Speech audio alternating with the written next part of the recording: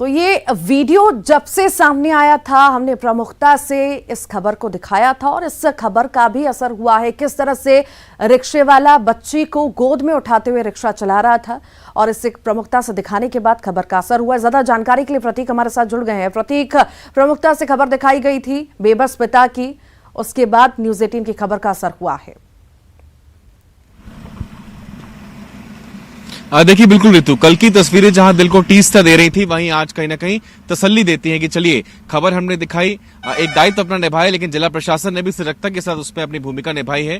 Collector Ilaiyaraaja T के निर्देशन पे बाल कल्याण समिति कल भी पहुंची थी और आज भी पहुंची। अच्छी बात यह रही कि आज बच्चों को उनकी मनपसंद दुकान में रोका गया, जो खिलौने उनको पसंद थे वो दिलाए गए, जो कपड़े उनको पसंद आए वो भी दिलाए गए, उनके रहने के लिए शेल्टर की व्यवस्था की गई है, उन्हें पढ़ाने के लिए उनको जिस स्कूल में पढ़ना हो, जिला प्रशासन उनका दाखिला भी उस स्कूल कराना चाहता है। तो बेशक कहीं ना कहीं जिला प्रशासन ने जिस प्रकार से इस पूरे मामले पर संज्ञान लिया, बेशक न्यूज़ 18 ने प्रमुखता के साथ इस खबर को कल उठाया था और उसके बाद लगातार प्रशासन ने भी संजीदगी बरती और इस प्रकार से मासूम बच्चों को, जो रिक्शे वाला है, जो पिता है, उसे आर्थिक सहयोग की बात भी कही है। रेड क्रॉस से भी इसे मदद दी जा रही है। तो अब कहीं ना कहीं दिल को सुकून सा मिलता है, तस्वीरें सुकून देती हैं, तसल्ली देती कि चलिए मानवता के नाम पर कहीं ना कहीं जब तस्वीर सामने आई तो न केवल प्रशासन बल्कि सामाजिक लोग भी, आम लोग भी खुलकर सामने आए। सोशल मीडिया पर भी न्यूज़ 18 के इस वीडियो को जमकर शेयर किया गया और आम लोगों का सहयोग भी रिक्शे वाले के साथ है। अब जल्द से जल्द हर कोई यही चाहता है कि बच्चे सुरक्षित स्थान पर पहुंच जाएं और जल्द अगर वो कहीं ना कहीं मुख्य धारा से अगर जुड़ जाएंगे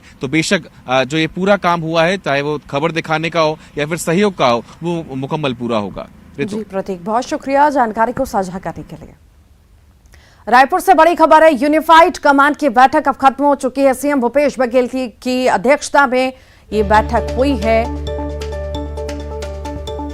बैठक में गृह मंत्री ताम्रध्वज साहू भी मौजूद रहे, डीजीपी अशोक जुनेजा सहित सभी आला सुरक्षा अधिकारी मौजूद रहे। पैरामिलिट्री फोर्स के अधिकारी, पुलिस के आला अधिकारी शामिल हुए और साथ ही साथ बैठक के बाद सीएम भूपेश बघेल का बयान भी आया।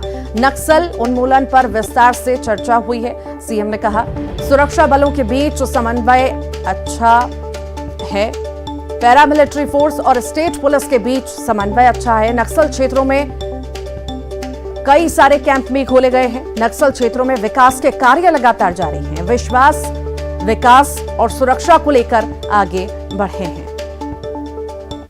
यूनिफाइड कमांड की बैठक हुई जिसमें केंद्रीय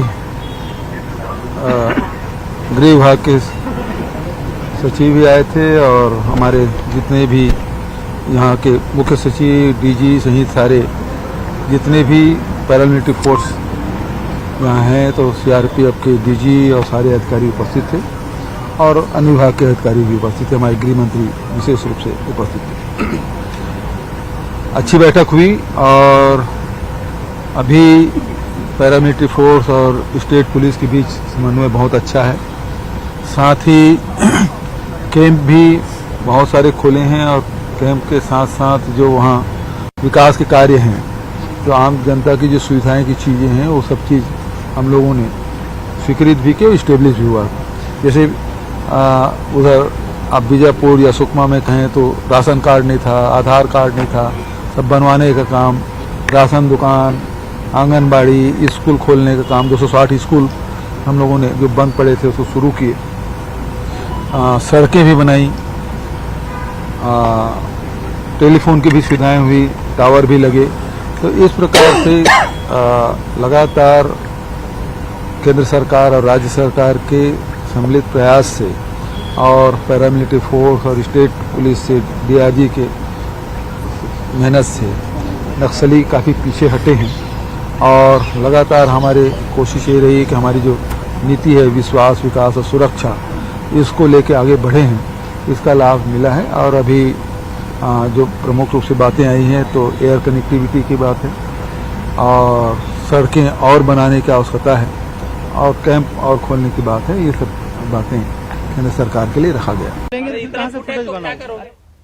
और इसी पर अधिक जानकारी के लिए युगल तिवारी हमारे साथ जुड़ गए हैं फोन लाइन पर। युगल, यूनिफाइड कमांड की बैठक खत्म हो चुकी है, कितनी खास ये बैठक रही?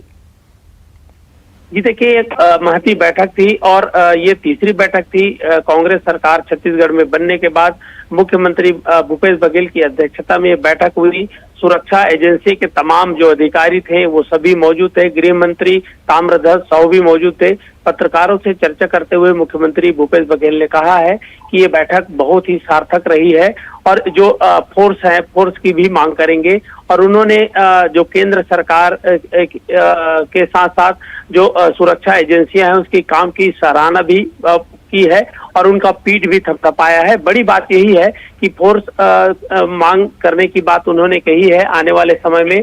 और सबसे अहम बात यही है कि उन्होंने कहा है कि साझा प्रयास से, केंद्र और राज्य सरकार के साझा प्रयास के बाद और सुरक्षा एजेंसियों के तमाम बेहतर काम की वजह से माओवादियों को पीछे धकेलने का काम किया है और वो उसका प्रतिसाद अच्छा मिला है। साथ ही साथ उन्होंने ये भी कहा है कि अभी भी माओवादी जो क्षेत्र है वहां पर सड़कें बनाने की जरूरत है और कई कैंप जो खोलने की जरूरत है। सुरक्षा बल जब तैनात रहेंगे तो माओवादी ऑलरेडी वो पीछे जाएंगे।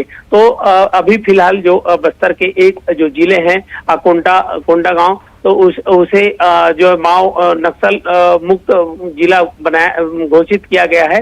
तो ऐसे में कहा जा सकता है कि मुख्यमंत्री भूपेश बघेल ने पहले भी कहा है कि विश्वास, विकास और सुरक्षा, इन तीन बातों को लेकर के सरकार काम कर रही है और इसका जो नतीजा है वो बेहतर है और आने वाले समय में भी अच्छे परिणाम आएंगे, ये बात उन्होंने कही है। जी ठीक, बहुत शुक्रिया युगल जानकारी को साझा करने के लिए।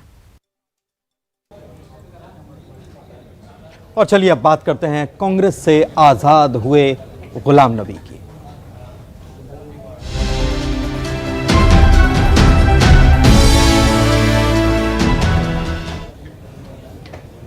तो लंबी चली नाराजगी के बाद आखिरकार गुलाम नबी आजाद सीनियर लीडर कहलाते थे, उन्होंने कांग्रेस को नमस्कार कर दिया और प्राथमिक सदस्यता भी उन्होंने पार्टी की छोड़ दी है।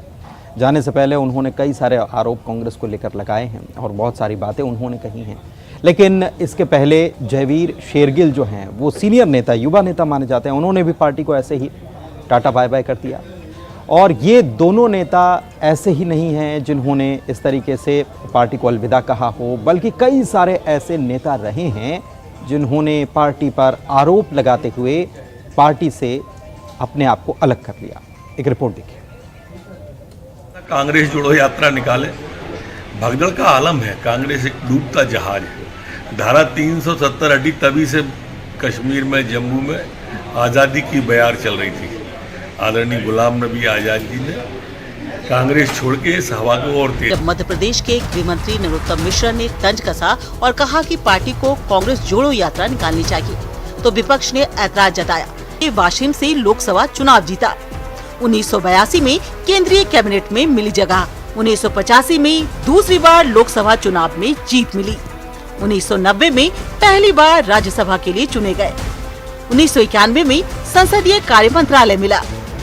1996 में दूसरी बार राज्यसभा पहुँचे। 2002 में राज्यसभा में तीसरा कार्यकाल रहा। 2005 में जम्मू कश्मीर के मुख्यमंत्री बने।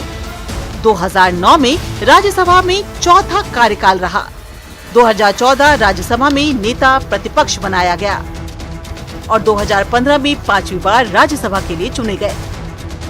1980 से अब तक कई मंत्रालय और समितियों की जिम्मेदारी संभाली।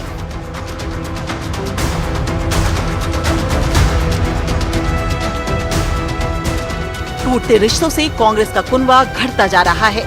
कांग्रेस के कुछ बड़े इस्तीफों पर नजर डालें तो गुलाम नबी आजाद, युवा नेता जयवीर शेरगिल, यूपी में पार्टी के युवा चेहरे जितिन प्रसाद, गुजरात में पार्टी का बड़ा फेस हार्दिक पटेल, सुष्मिता देव और पंजाब में पार्टी के पुराने साथी सुनील जाखड़ और कैप्टन अमरिंदर सिंह जैसे बड़े नाम हैं, जिनका मोह कांग्रेस से टूट गया।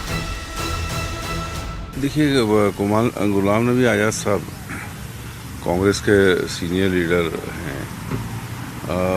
अभी वो जानकारी नहीं आई क्यों इस्तीफा दिया है और निश्चित तौर पर कांग्रेस हाईकमांड और कांग्रेस के वरिष्ठ लोग उनसे बातचीत करेंगे।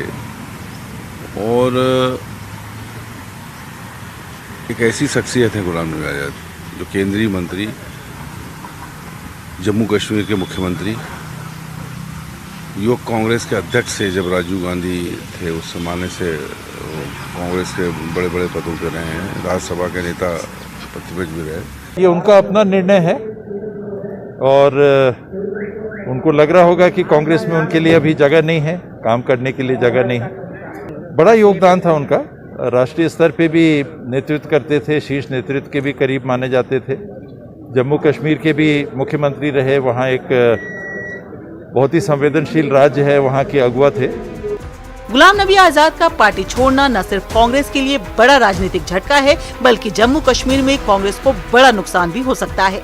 साथ ही लोकसभा चुनाव से पहले पार्टी के कद्दावर नेताओं में से एक और चेहरा कम हो गया है। इतना ही नहीं, गुलाम नबी अब कांग्रेस और राहुल गांधी पर खुलकर हमला करने के लिए आजाद हो गए हैं, जिसका असर पार्टी पर पड़ सकता है। Bureau report, news 18। अब जब गुलाम नबी आज़ाद ने कांग्रेस को अलविदा कह दिया है तो तमाम तरीके की प्रतिक्रियाएं भी सामने आ रही हैं।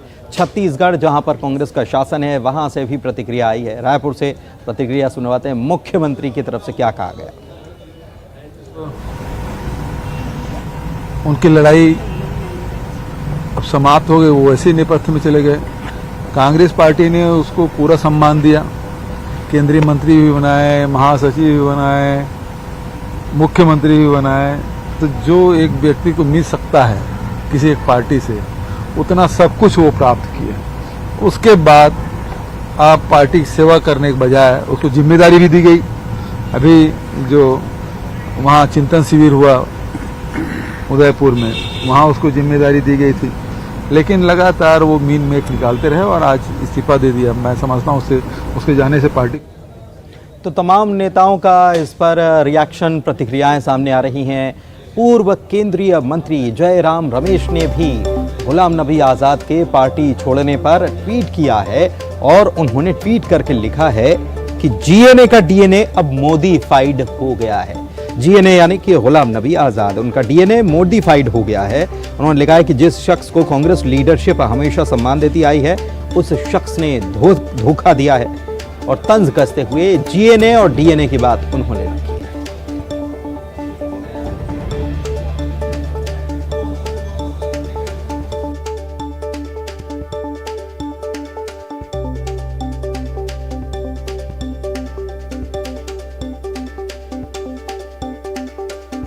जयराम रमेश पूर्व केंद्रीय मंत्री और साथ के ही नेता माने जाते हैं जयराम रमेश भी। और जयराम रमेश जब भी ऐसी कुछ बात होती है तो कांग्रेस पार्टी की तरफ से मुखर होकर वो ट्वीट करके अपनी बात लिखते भी हैं। तो उन्होंने यहाँ लिखा है कि a man who has been treated by the greatest respect by the Congress leadership has betrayed it by his vicious personal attack.